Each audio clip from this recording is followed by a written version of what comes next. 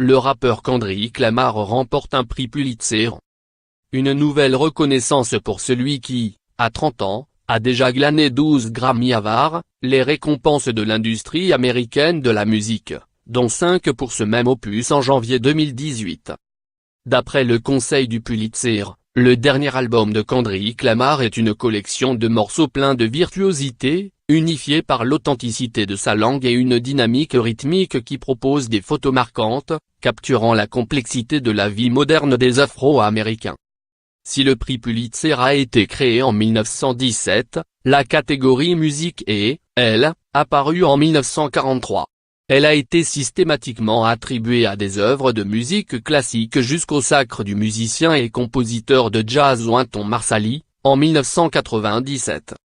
Dès l'année suivante, le conseil d'administration de la récompense a décidé d'assouplir les critères afin de favoriser la diversité des œuvres éligibles. Il a de nouveau élargi le spectre en 2004, ce qui a permis au saxophoniste Ornette Coleman de l'emporter en 2007. Malgré ces réformes, aucun artiste de musique moderne populaire n'avait encore été récompensé avant cette année.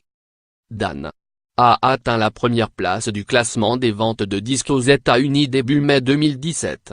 Les deux albums précédents du rappeur avaient également été numéro 1 des charts. Adepte d'un phrasé très fluide, Kendrick Lamar est considéré comme un musicien politique, qui évoque régulièrement des sujets de société dans ses titres. Il est originaire du quartier déshérité de Compton à Los Angeles. Le titre All Right issu de l'album To Pimp a Butterfly est ainsi devenu l'hymne non officiel du mouvement protestataire Black Lives Matter qui dénonce les violences policières contre les Noirs. Si Dan est encore l'occasion de parler de la condition des Noirs aux États-Unis, notamment dans le morceau XXX en duo avec le groupe U2, il est surtout très personnel. Kendrick Lamar y évoque notamment les conséquences de sa célébrité nouvelle sur son existence. En 2016, le dramaturge et acteur Lin-Manuel Miranda avait reçu un prix Pulitzer dans la catégorie théâtre pour sa comédie musicale Phénomène Hamilton, qui comprend de très nombreux passages rappés.